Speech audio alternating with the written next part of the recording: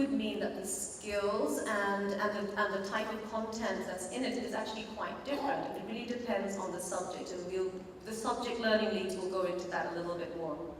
So, 3 higher levels and 3 standard level subjects, that is the general structure. You do sometimes get some students who choose 4 higher level subjects, which means they then take 2 standard levels. Now you can't take less than 3 higher levels, but you could take 4. Now the IB diploma program is tough. It is extremely tough, and so this is not a decision to take very lightly. But there could be circumstances where it could be wise for a student to make that choice. Now what I'm going to draw your attention to is the IB diploma program core. So that relates to this section over here. This is what makes the IB diploma program so special. This is what really sets it apart from other programs. So there are 3 elements to this. One is the theory of knowledge, or TOK. So there are 6 subjects, and they're run concurrently, which means that for 2 years, students are learning all 6 subjects. They're constructing some knowledge, and then they're building on that. And they're building on that in 6 subjects, and while they're doing that, they're also making connections between them. And these are very different subjects. Now, what theory of knowledge does is it helps that process. And also in its own right, this is an area of study. This is about the way that knowledge is constructed. The way knowledge is constructed as an individual, as a group, a social group, the way it's constructed within areas of knowledge and within your subject areas. So what happens in this is a course that is taught as part of the diploma, and it is assessed as well. And what happens through this is that students get real-life situations, and they analyze this through the lens of the way that we construct knowledge. And this is something that makes the IB diploma very different from other courses, other programs. The next thing on that list, we've got creativity, action, and service, or otherwise known as CAS. Now this really provides a balance to all that academic rigor that I was talking about earlier. So creativity, that is to do with the arts, with leadership, roles like that students do outside the classroom. Action is about physical endeavor, so usually that relates to sports. And service, very important aspect of our school life. This is to do with work in the community and offering service. Now in all cases for CAS, what students do is they construct their own program. They set goals, they choose the type of activities they want to do, and they run them, and they develop skills, and they reflect, and they demonstrate that they are growing through this process. The last one here in the IB Diploma Program core is the extended essay. So, sometime around this time next year, the grade 10 students who are sitting here right now, next year around this time, you will be choosing a topic for your extended essay. So what this means is that you'll, generally from one of your subjects, one of the subjects that you're studying, you will choose a topic, your own research question, and you will carry out systematic inquiry and develop a 4,000-word essay. Now this takes about 6 months, and it really is a mini thesis. We're talking about developing an argument and really coming up with something of your own interest and really developing that. This is something that really does stretch and challenge students, and it is an amazing experience. You'll never be the same again after you extend the essay. Okay, so now a quick thing about the IB Diploma Program points. So at the end of the program, students end up with a score. And the way it works is, this is a very simplistic version of it. So for each subject, you can get up to 7 points at the end of the 2 years. So that's 6 subjects, that comes to 42 points. And then for TOK and extended essay, you put that together and you can get up to 3 points. So at the end of it, students get points out of 45. Okay, so I promised you earlier that from the diagram, that circular diagram, I would show you what those 6 subject groups are, because it was hard to read. So the 6 subject groups, group 1 to 6. So later on, when you're walking around, you'll be able to see group 1, 2, 3, all the way to 6. We've got some displays, and there will be teachers there to talk to you about that a bit more. So I'll just run through them very quickly. The first one, group 1, is where students take a subject, the language, they pick their best language. Now, in this particular group, the the language they'll be learning needs to be at a level at which they can carry out literary analysis. So we're talking about quite a high level of knowledge, so it's their best language.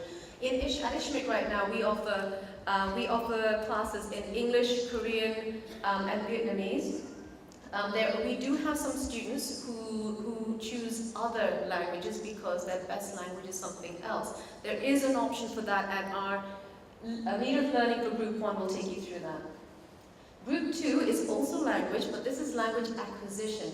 Now, there's a very big drive in IB World Schools and in all IB curriculum, which is to do with learning languages and experiencing different cultures through them. So, Group 2, which is otherwise known as Language B, is where you choose a language which you are acquiring. So it could be at a beginner level or near beginner level, which is known as ab initio. Or it could be Language B standard level or higher level. And again, our leader of learning for Group 2 will talk you through that. Group 3 is Individuals and Societies, which is otherwise more commonly known as Humanities or Social Sciences. Group 4 is Sciences. Group 5 is Mathematics, and a little bit about Group 6. Now, Group 6 is where you choose an art. So, we offer 3 in the school. We have visual arts, we have music, and we have theatre. And this provides a wonderful balance to all the subjects that students choose. Now, there could be a situation where a student needs to study 2 sciences, or needs to take a second social science. So if that is the case, then they drop the arts and they choose a second science or a second humanities subject or Group 3 subject. But more about that soon. Our college guidance counselor will talk you through the ways that you try to provide yourself with the best balance of courses as possible. And I'd just like to draw your attention to the idea of a bilingual diploma program. So, diploma that is awarded to many students at ISHCMC. It's something that we're really quite proud of.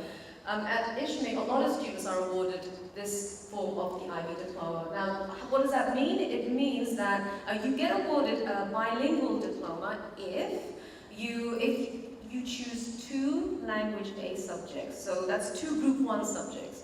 So what that means is you have 2 best languages at which level you can carry out literary analysis, that level of language skill. So sometimes students choose 2 Group 1 languages and they don't take a Group 2 language. That is one way of getting a bilingual diploma. Another way is if your Group 1 language is different to the language of your other subjects. So that's the bilingual diploma. Okay, now I'm just going to very quickly show you the course selection form that will be handed out in about 10 days' time. So this is not the whole form, this is just part of it, so that you can have a look at it. So each grade 10 student in their homerooms will be given one of these forms. So you can see Group 1, you can see a few different courses which are there, so a student would choose which language that they would choose for Group 1. There is this situation where they might choose self-taught, which is a language other than the ones we teach in a class.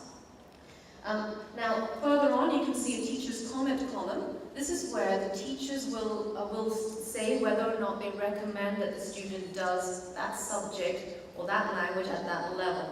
And that might lead to a conversation, but that is there to support students in choosing something that is right for them and the appropriate challenge. Of course, there are also sections for Group 2, Group 3, all the way down to Group 6. And I'd just like to draw your attention to this. It's very important that we go through these 3 weeks and students really make the most of this opportunity to learn the options that they have. Because once you've filled in this form and handed it in, we really do want students to stick to their decisions. There is an opportunity perhaps to move around at some point to change courses, but really once we start grade 11, within the first 20 days, again, there could be a bit of a chance if there's a really good reason to change courses, but we really want students to make a good decision and be able to stand by it and stick to it. There are quite a few reasons for this. We need to know whether we can run a course or not. We need to know if there are sufficient numbers, that's one thing. Another thing is that the whole idea of doing the IB diploma program in 2 years is that you study them concurrently, side by side for 2 years. chopping and changing in between really spoils that process of learning, which is really about learning different ways of learning things and learning them at the same time and making connections at a certain stage of your life. Okay, so for more information about the IB Diploma Program, there is the IBO, so International Baccalaureate Organization.org, and if it's /research, then you'll see some of the research showing how students' performance in the IB Diploma relates to performance in university. And I will pass this on now to Ms. Casey, who is our College Guidance Counselor.